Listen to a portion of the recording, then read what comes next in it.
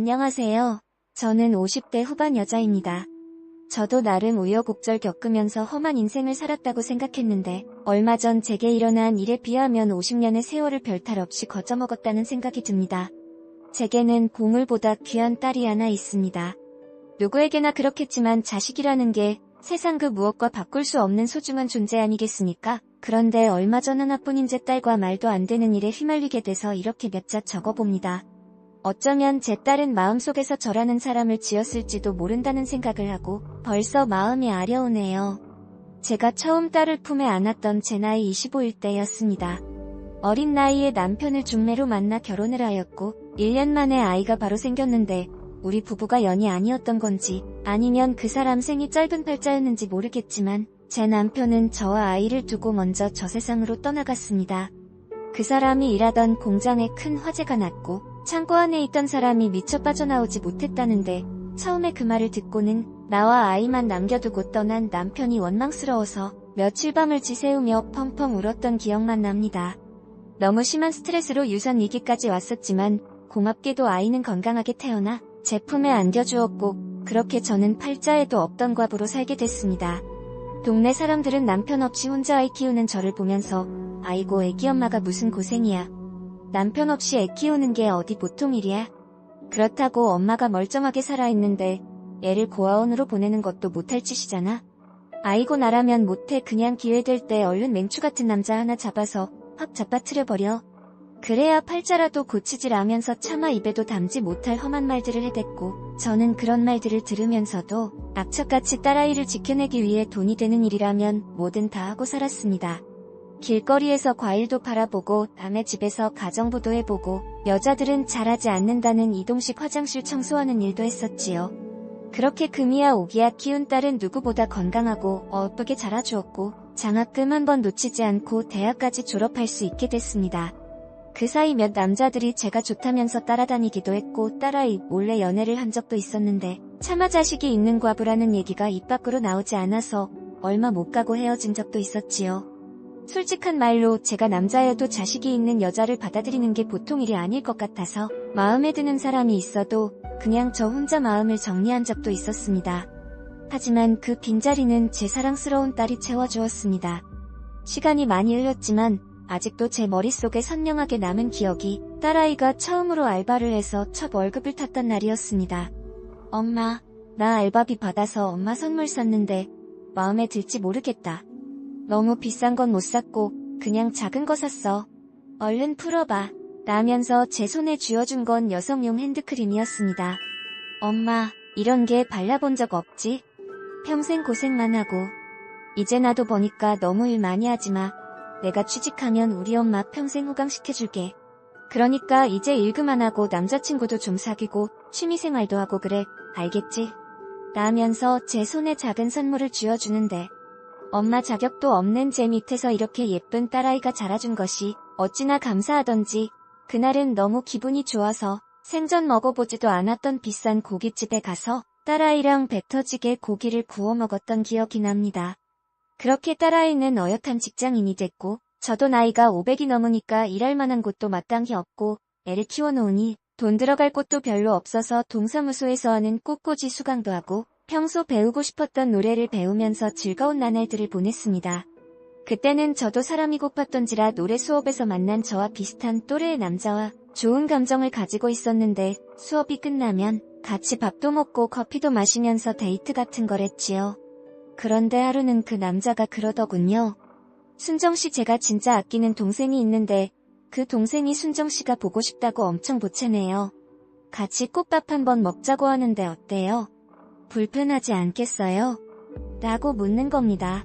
불편하긴요. 친한 동생인데요. 그냥 밥 한 끼 먹는 거라 어렵지 않아요. 시간 되면 같이 한번 보죠. 라고 그 남자의 부탁을 들어주었고 동생이라는 그 친구와 셋이 식사 자리를 갖게 됐습니다.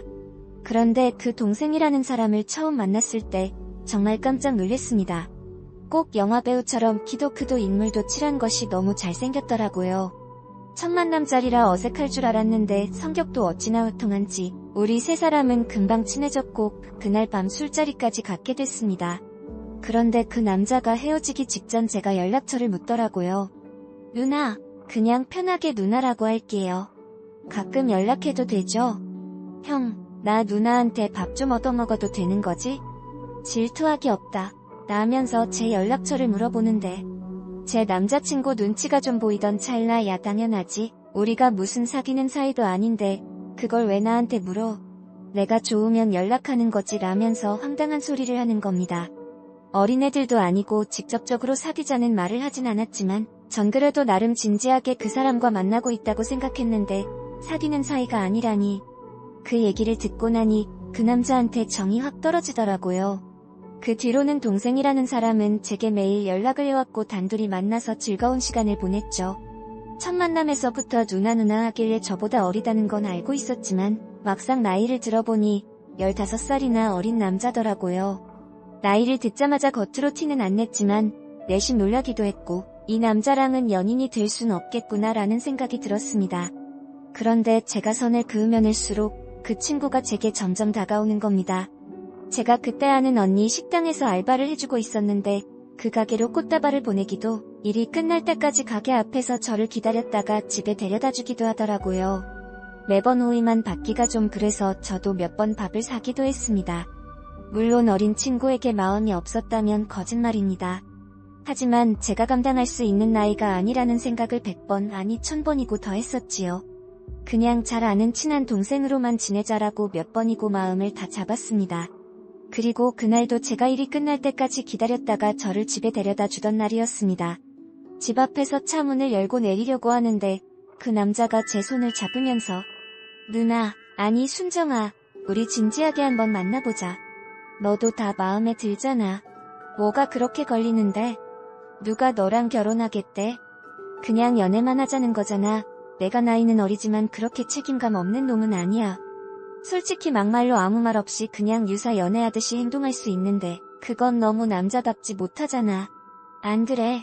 그래서 더도 형한테 상처받았던 거 아니야? 그런 놈과 나를 비교하는 것도 웃기지만 난 그놈처럼 그렇게 무책임한 행동 안 해라면서 저를 안심시키는데 비록 어리지만 남자다운 모습을 보이니 아닌 걸 알면서도 이 사람에게 끌리는 제 마음을 멈출 수가 없더라고요. 그렇게 저는 생전 처음으로 제 나이 50에 15살이나 어린 남자와 연애라는 걸 하게 됐습니다. 혹시나 단어 하나하나에도 세대 차이가 날까 노심초사했고 제가 나이가 많다 보니 불편한 점이 있을 줄 알았는데 막상 어린 남자를 만나고 너무너무 행복한 겁니다.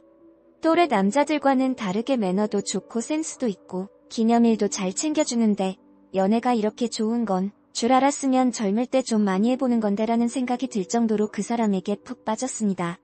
그렇게 1년 정도 그 사람과 연인으로 지냈는데 점점 선을 넘는 행동을 보이기 시작하는 겁니다. 하루는 그 남자가 저를 만나자마자 다짜고짜 휴대폰 줘봐. 요즘 뉴스에서 보니까 인터넷 채팅 같은 걸로 남녀가 만나고 한다는데 당신도 그런 게 아니야? 라면서 말도 안 되는 소리를 하는 겁니다. 아이고 이 사람아, 무슨 말도 안 되는 소리야. 내가 애들이야. 그런 걸로 남자나 만나고 있게. 말도 안 되는 소리 하고 있어. 라면서 장난으로 넘겼는데 그 사람은 진심인 것 같더라고요. 저는 결국 휴대폰을 보여줬는데 제 사진첩에 있는 사람들을 일일이 체크하면서 신원을 확인하고 저와 어떻게 알게 된 사이인지 얼마나 자주 만나는지를 간섭하는 겁니다. 그 정도야 뭐 제가 감당할 수 있을 거라고 생각했는데 제가 일하는 식당까지 매일 찾아와서 남자 손님에게 반찬을 갖다 주려고 하면 갑자기 쟁반을 빼앗아서는 자기가 직접 가져다 주기도 하고 화장실에 있거나 샤워를 하는 동안 전화를 못 받으면 집까지 찾아와서 문을 두드리더라고요. 점점 그런 행동들이 제 목을 조여왔고 그 남자가 답답하다고 느며지기 시작했습니다. 하루는 일 끝나고 집에 들어와서 전화기를 쳐다보면서 한숨을 푹푹 쉬자 딸 아이가 모습을 보면서 엄마 왜 그래? 무슨 일 있어? 김 여사 연애 사업이 잘 안 되시나? 남자 고민이면 이 딸한테 얘기 좀 해봐. 내가 또 연애 박사라 그런 건 잘 해결해 줄 수 있어 라면서 말을 해보라는데 이 나이 먹고 남자 때문에 고민이라고 얘기하기가 창피해서 됐어. 그냥 말도 마라. 나이 먹고 남자 만나려니까 힘들어 죽겠다.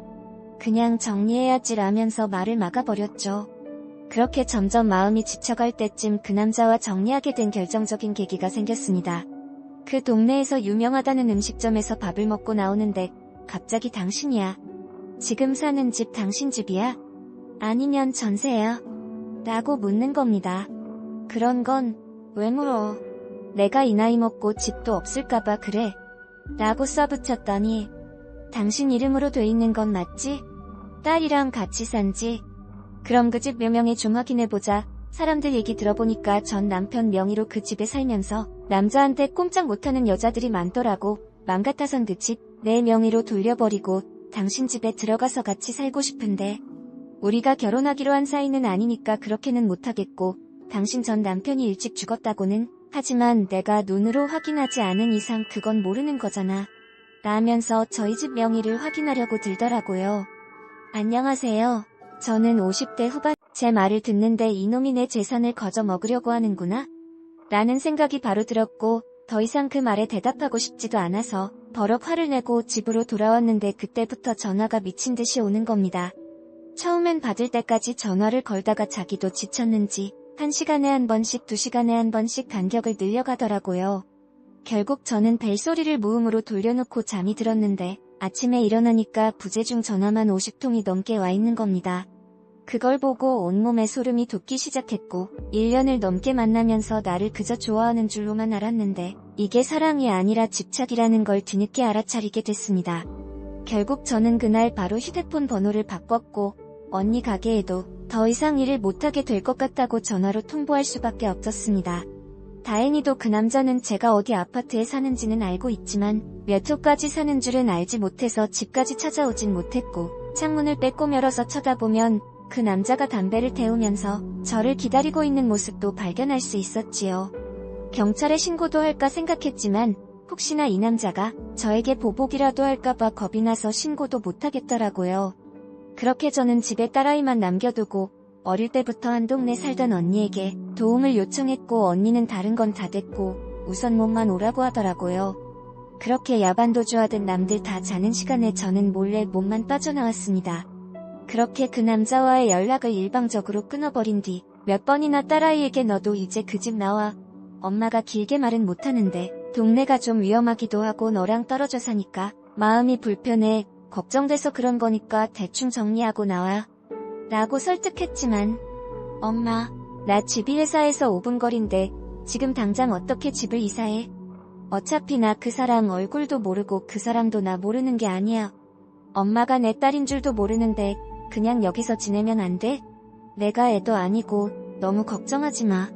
라면서 오히려 저를 달래더라고요. 그렇게 저는 한동안 딸과 떨어져 살게 됐고 아무리 자식이라도 눈에서 멀어지니까 마음도 멀어지는 건지 같이 살 때보다는 신경이 조금 덜 쓰이긴 하더라고요. 그렇게 각자의 인생을 살면서 5년 정도 시간이 흘렀고 제 딸도 결혼 정년기에 접어들게 됐죠. 그런데 30이 다 된 제 딸이 한 번도 남자친구에 대한 얘기는 한 적이 없는데 반가운 소식을 전해왔습니다. 엄마, 나 남자친구 생겼는데 엄마한테 꼭 소개해주고 싶은 사람이야. 너무너무 괜찮은 사람이라 결혼까지 생각하고 있는데 엄마 만나볼래? 어때? 라고 묻더라고요. 세상에 우리 딸이 벌써 다 커서 시집갈 생각도 안 해? 당연히 만나봐야지. 엄마 통과 못하면 결혼도 안 되는 거 알지? 나 높은 엄마야. 엄한 놈 데려오면 바로 탈락시킬 거니까 그렇게 알아. 라면서 엄포를 놨습니다. 딸은 배꼽을 잡고 웃으면서 엄마도 보면 너무 좋아할 거야. 키도 크고 잘생겼고 너무너무 괜찮아.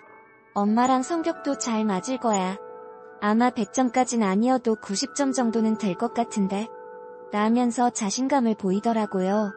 그리고 일주일 뒤 딸의 남자친구가 저희 집에 인사를 오는 날이었습니다. 아침 일찍부터 일어나서 장을 보고 부지런을 떨어가면서 한 끼 거하게 준비했습니다. 처음으로 만나는 딸의 남자친구이다 보니 평소 잘하지 않던 화장도 하고 옷도 갈아입고 딸을 기다렸죠. 그때 딸아이가 비밀번호를 누르고 들어오는데 저는 딸아이, 남자친구라는 사람의 얼굴을 본 순간 너무 놀라서 뒷걸음질 치고 말았습니다. 선영아, 너 어떻게 저 사람이랑, 내가 어떻게 저 사람이랑 같이 들어오니? 라고 딸아이에게 물었더니 엄마 인사해. 내가 얘기했잖아, 내 남자친구야. 한석씨도 인사해 우리 엄마라면서 웃어 보이며 저희 둘을 인사시는데 손이 떨려서 아무것도 못하겠더라고요. 그 사람은 5년 전 저를 야반도주하게 만들었던 그 남자였습니다. 그런데 아무것도 하지 못하고 벌벌 떨고 있는 저와는 다르게 그 사람은 태연하게 제게 인사를 해오더라고요. 안녕하세요. 말씀 많이 들었습니다. 저 선영이 남자친구입니다. 라고 인사를 하는데 그 자리에서 소리를 지르면서 딸아이와 그 남자 앞에서 밥상을 엎어버리고 말았습니다. 저런 놈한테 아침 일찍부터 일어나서 부지런했던 게 아닌데 그 놈의 얼굴을 보니 화가 머리 끝까지 나더라고요. 순간 제 딸은 소리를 지르면서 엄마, 왜 이래? 뭐 하는 거야? 라면서 저를 말리는데 결국 이성의 끈을 놓아버리고 말았습니다. 저는 그 남자에게 달려가서 바로 역사를 잡았고 제 딸은 저를 말리는데 도저히 정신을 차릴 수가 없겠더라고요. 저는 그 남자를 때리다가 딸의 만류의 자리에 앉아서 숨을 고르며 말했습니다. 선영아, 저 사람이 진짜 내가 만난다는 그 남자야? 아이고, 이게 무슨 일이니 진짜. 나는 지금 무슨 말을 해야 될지 모르겠다. 저 사람을 내가 어떻게 만났는지 얼마나 좋아하는지 그런 건 알고 싶지도 않아. 절대 안 된다. 무조건 안 돼. 저 사람이 누군 줄이나 알아. 저 인간 엄마가 말했던 그 스토커 새끼라고. 엄마 말 무슨 말인지 알아? 라고 바락바락 소리를 질렀는데 갑자기 남자가 스토커? 스토커라니 말이 좀 심하네. 난 그때만 해도 당신에게 최선을 다했고 진심으로 당신을 좋아했는데 뭐 스토커? 사랑한 게 죄야. 날 무작정 이유도 없이 밀어낸 건 당신이야. 라면서 소리를 지르더라고요. 저는 다시 일어나서 그 놈살을 흔들면서 사랑? 넌 진짜 그게 사랑이라고 생각해? 내 놈이 탐낸 게 내 재산은 아니었고 평생도록 내가 벌어놓은 이 집을 거저 먹으려고 했던 게 아니야. 내가 그렇게 만만하게 보여? 그리고 뚫린 입이라고 막 말하지 마. 사랑, 너 그게 병이야. 여자한테 집착하는 척하면서 거제 돈 뜯어내려고 하는 거 그거 정상 아니야. 내가 말을 못해서 그렇지 내가 경찰에 신고하려던 걸 몇 번이나 참았어. 너 그거 사랑이라고 착각하지 마. 라면서 소리를 질러댔더니 갑자기 제 딸이 그만해. 지금 이게 다 무슨 말이야. 이 사람이 엄마 힘들게 했던 그 스토커라고? 확실해. 당신이 말해봐. 당신 입으로 직접 말해보란 말이야. 라면서 그 남자 앞에서 소리를 질러대기 시작했습니다. 그러자 남자가 제 딸 어깨를 잡고 들면서 스토커는 아니었어. 내가 미리 말 못한 건 미안한데. 나도 타이밍을 놓쳤을 뿐이야.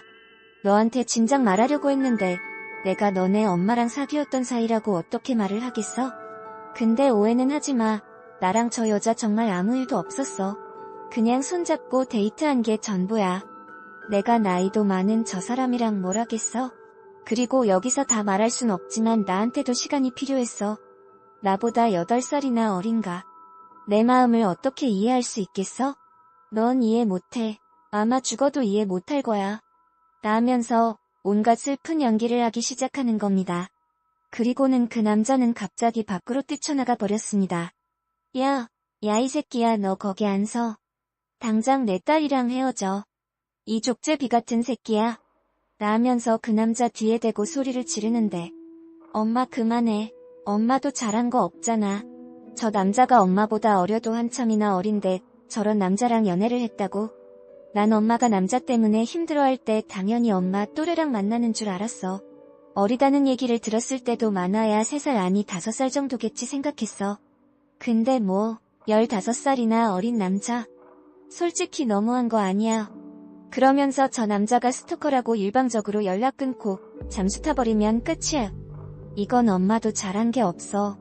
나 이런 말 진짜 하고 싶진 않은데 엄마 너무 실망스러워 라면서 그 남자 편을 들더라고요. 그리고는 저를 혼자 두고 그 남자를 따라 뛰쳐나갔습니다. 그 뒤로 제 딸은 전화를 피하기 시작했습니다. 딸의 집에 찾아가서 벨도 눌러보고 문 앞에서 기다려도 봤지만 얼굴을 보여주기는커녕 제게 문자로 엄마 나 조금 생각할 시간이 필요해. 그 사람을 선택할지 정리할지는 내가 결정할게. 엄마는 참견하지 말아줘. 라는 말만 할 뿐이었죠. 마음 같아선 당장 두 사람을 헤어지게 만들고 싶었지만 그게 어디 제 마음처럼 되겠습니까? 어쩔 수 없이 저는 그 남자에게 다시 연락을 했고 기다렸다는 듯 제 전화를 받더라고요. 평생 나한테는 연락 안 할 줄 알았는데 딸 일이라고 발 벗고 나서는 것 봐. 라면서 비아냥대는데 당장이라도 모가지를 잡아 비틀고 싶은 마음이었습니다. 긴 말 필요 없고 어디야? 내가 갈 테니까 잠깐 만나 지금 있는 곳 문자로 보내줘라고 얘기하고 전화를 끊었더니 바로 문자 한 통이 오더라고요. 저는 운전을 하고 가면서 몇 번이나 심호흡을 했고 어떻게 하면 그 사람의 마음을 돌려서 딸아이와 헤어지게 할 수 있을지 고민하고 또 고민했습니다. 막말로 돈이라도 갖다 바쳐야 되나 싶었는데 돈이 아쉬운 사람도 아닌 것 같아서 제가 할 수 있는 게 아무것도 없더라고요. 결국 저는 남자의 집까지 오게 됐고 그 남자가 현관문을 열자마자 바로 무릎을 꿇었습니다. 지금 당장 죽으라면 죽을게, 시키는 건 뭐든지 할게, 그러니까 우리 딸은 건드리지 마. 내 유일한 피부치고 평생 동안 영혼을 갈아서 키운 소중한 애야. 무슨 억하심정으로 딸아이까지 건드렸는진 모르겠지만 아직 젊은 애잖아. 당신이 딸이랑 헤어지겠다고만 해주면 내가 무슨 일이든지 할게. 라고 얘기했더니 기가 막히다는 듯이 웃더라고요. 이거 봐라. 누가 들으면 내가 작정하고 딸을 꼬셨다고 생각하겠네. 뭐 꼬신 거라면 꼬신 건데 내가 당신 같은 늑다리한테 무슨 미련이 있어서 딸까지 꼬시겠어. 뭔가 단단히 오해하고 있는 것 같은데 당신 만나러 집 앞에 찾아갔다가 우연히 딸을 보게 됐고 당신 젊을 때 모습이랑 너무 비슷해서 본능적으로 끌린 건 인정할게. 근데 나는 진짜 당신 딸이라고는 생각도 못했어. 그냥 정말 분위기다. 느낌이 비슷하다고만 생각했지. 그렇게 조금씩 가까워졌는데 선영이 제가 나한테 홀랑 넘어온 어떡하냐. 그러면서 자기 엄마라고 사진을 보여주는데 나라고 안 놀렸겠어? 나도 사진 보는 순간 이게 무슨 운명의 장난인가 싶었다니까. 근데 이 정도면 당신 모녀랑 내가 전생에 뭐라도 엮인 거 아니야? 솔직히 나야 좋지. 당신 같은 늑딸이랑 만나는 것보다 파릇파릇하고 예쁘고 젊은 딸이 좋지. 라면서 제 속을 살살 긁는데 화가 머리끝까지 났지만 아무 말도 못하겠더라고요. 결국 그놈은 그렇게 저를 집 밖으로 내쫓았고 저는 그 앞에서 한참을 기다렸지만 굳게 닫힌 문은 열리지 않았습니다. 그리고 3개월 후 딸이 제게 먼저 연락을 해왔습니다. 가방에서 작은 종이 한 장을 꺼내 보이는데 저는 그 종이 한 장을 보고 눈물을 쏟아내고야 말았습니다. 딸아이가 제게 내민 건 그 남자와의 혼인신고서였습니다. 엄마, 나 정말 많이 생각했는데 엄마가 나 이렇게 예쁘게 키워줬고 어디 내놔도 부끄럽지 않은 사람으로 키워줬는데 엄마 실망시켜서 미안해. 근데 그 사람이 내 인생의 마지막인 것 같아. 과거는 그냥 과거일 뿐이잖아. 나 그 사람이랑 만나는 1년 동안 정말 행복했고 마음이 편했어. 그 사람한테 과거가 있는 것처럼 나도 과거가 있잖아. 그러니까 엄마가 우리 좀 이해해주면 안 돼? 나 그 사람이랑 행복하게 잘 사는 모습 보여줄게. 엄마 속 안 썩이고 아이도 낳고 누구보다도 행복하게 살게. 그러니까 우리 이해해줘. 엄마 미안해. 라면서 눈물을 뚝뚝 흘리는데 더 이상 제가 어떻게 할 수 없다는 생각이 들어서 그냥 하염없이 눈물만 흘리고 말았습니다. 결국 제 딸은 결혼식도 올리지 않고 그 남자와 살림을 차리게 됐고 벌써 3년이라는 시간이 흘렀습니다. 다행히도 아직은 별 문제 없이 잘 살고 있는데 직접적으로 얘기를 하지 않으니 속에서 굶은 것들이 언제 터져버릴지 불안한 마음이 드는 것도 사실입니다. 하지만 그것보다 더 슬픈 것은 제게 강제로 사위가 생긴 뒤 저는 딸과 멀어졌고 많게는 일주일에 한 번, 적게도 한 달에 한 번씩 만나던 딸을 지금은 1년에 한 번 얼굴 보기도 어렵다는 겁니다. 속 터놓고 딸과 얘기를 한 적이 있었는데 제 얼굴을 보면 그 남자와 저의 연애가 생각이 나서 힘이 들다는 말뿐이니 이건 제가 어떻게 할 수 있는 문제가 아니라는 생각이 들더라고요. 그저 하늘이 돕고 시간이 해결해주길 바랄 뿐입니다.